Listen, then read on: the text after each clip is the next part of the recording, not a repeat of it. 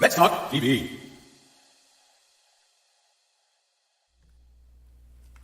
Hey everybody, welcome to Let's Talk TV tonight. I am so grateful and thankful that you're here, that you purposely took the time and carved it out to watch Let's Talk TV. Once again, I am so thankful for the platform that the Lord has given us. I'm also grateful once again that you consciously decided to watch tonight.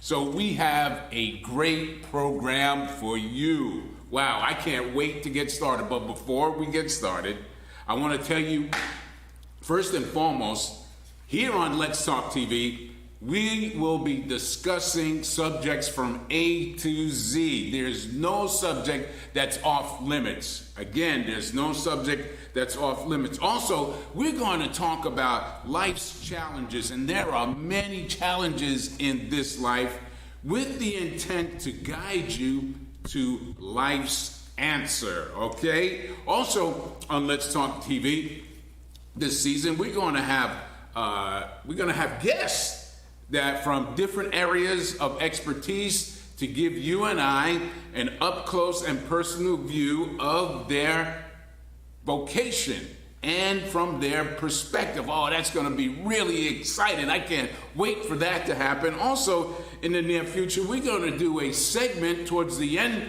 of the show that you'll be able to answer trivia questions. Oh yeah, we're going to have some really good prizes for that. So look out for that segment with trivia questions. You get an opportunity to win a great prize. Also, I want to remind you too, we need to hear from you. We want to hear from you here at Let's Talk TV. So send in your questions, email your questions in, and text your questions. You can even do that during the broadcast. We would love to get your feedback, whether it's good, whether it's bad, or indifferent. We want to hear from you because you are the most important part to Let's Talk TV. Are you ready for tonight's subject? I can't wait to tell you all about it. Tonight, we are going to talk about doomsday. Ooh. What do you think about what that means, doomsday? What's your first thought when you hear the word doomsday? Well, some people will think that it's the end of the world. Wow, the end of the world. Can you imagine that? What about fear? All of a sudden, does the word doomsday just bring about feelings of fear? Like, for instance, you may want to go and hide under the bed, like when you were a kid and you were getting ready to get a spanking or something, or even when there was a thunderstorm and you heard the thunder and you didn't know what that was. You hid, you ran, yeah. Or some people may think that doomsday is just simply something that they dismiss as a fable and that it's just simply a farce. It's not real. You know that people have been saying this for the longest time and nothing has happened. Or do you ascribe to the old adage, well, I'll believe it when I see it, huh? Well, let me tell you about doomsday. Contrary to what is often dismissed as figments of the imagination, or perhaps even great content for the next horror movie or the next apocalyptic movie, doomsday is not some far-fetched folktale that has zero credibility. Hey, I wanted to say thank you for watching. I'm glad that you're here watching. Thank you so much. Frankly, doomsday is credible. As a matter of fact, there is a lot of truth connected to doomsday. The correct word for it is called Armageddon. Armageddon. So what does that mean? What does that word mean? Armageddon. Well, the first part, arm, means valley. The last part, Megiddo or Megiddo, is actually a place in Israel. There's a valley in northern Israel called Megiddo. And it's here in this valley that the nation of Israel, as you and I know it now, will be on the brink of complete and utter destruction. When Israel gets to that place, and they will be fighting the armies, if you will, of the entire world that will come against Israel, this is when Jesus and his army save Israel and bring an end to a person known as the son of perdition. So what does that mean? Who's this son of perdition? Who is it that you're talking about? Well, there will be on the horizon a world leader that will be his character and his integrity will be camouflaged, if you will, that people will believe that he is, in essence, the Messiah, that he is, in essence, the Savior.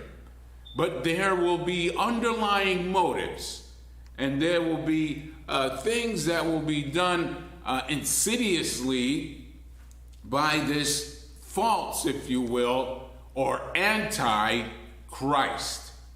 He will appear initially to be like Jesus, but in essence, as time goes by, for 3.5 years he will be, but the latter 3.5 years he will not be, and he will reveal, for lack of a better term, his true colors. Okay? So what about this doomsday? What about this Armageddon? Well, it is going to be, listen to me closely, it is going to be a cataclysmic event that will bring a tragic end to this world as you and I know it today. Wow, that's pretty severe. That's very, very intimidating. That's scary.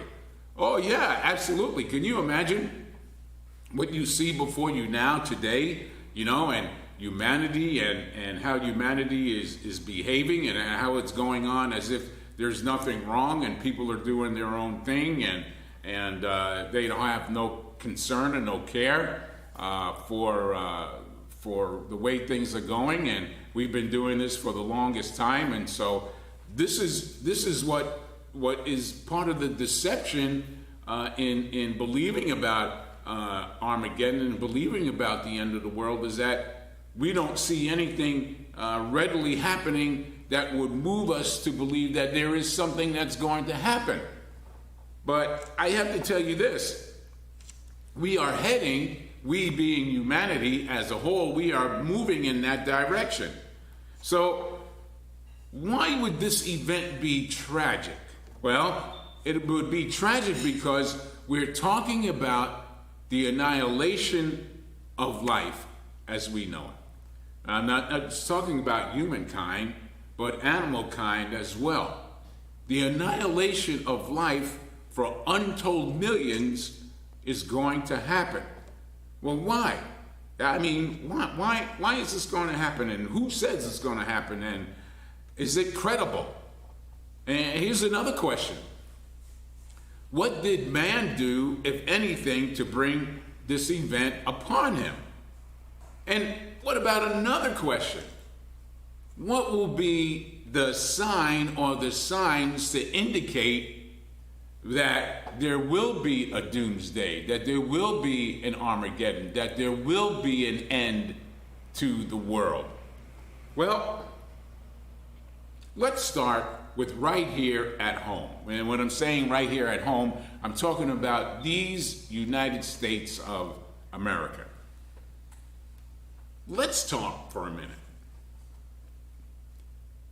There can be no denial from myself or from you for that matter, regardless if you believe in God or not, that the climate in the United States right now is untrusting and hostile. Would you agree with me? Would you say that we are walking on hot coals, if you will, right now? Would you say that there are some things and there are some people and there are some organizations that leave a sour taste in your mouth, if you will? Do you believe, or have you seen, or have you heard that there are things that in the culture right now in these United States that are we can label as turbulent? Yeah, I would venture to say that's true. And there are some folks out there, I can't say the majority, but there are a good number of people who believe the very thing that I'm saying. And there are people that would say, well, no, everything's fine, everything's going according to plan, and we just have to learn how to get along. Okay, you're entitled to your view and your opinion. But I have to say this. Whether you're on opposing sides of political views, or you're on opposing side of social issues, or you're on opposing sides of religious stances, or all the above, the temperature right now in the culture is at the boiling point. It has reached the boiling point for some. You may agree and you may disagree. That's fine. I want you to do me a favor. Text me your view. Email your view. Let me say this. Contrary to popular belief, the climate, if you will, is going to become more and more hostile. We're going to become more and more vile and more evil as the days continue. You say, okay, that's a pretty strong statement that you made. Let me back it up. Let me give you some proof. Let me explain to you why. When you and I willfully remove the only constant means does not change. Let me say it again. The only constant means does not change. And when you and I willfully remove the only barometer, and that means remains the same. When we remove the constant and when we remove the barometer that guides mankind's heart to do what is pure and to do what is right. And when I say right, I'm talking about that there's no hidden agenda or underlying motive, then there's no other option left. I think that bears repeating. I want you to get this. This is of great significance because this is the reason why humanity is moving in the direction that it's moving. One more time. Just bear with me. Indulge me for one more minute. When you and I willfully remove the only constant, and that means constant I'm using in the context of does not change, right? And the only barometer, the barometer meaning remains the same, that guides mankind's heart to do what is pure and to do what is right, meaning that there's no hidden agenda and no underlying motives, there is no other option left.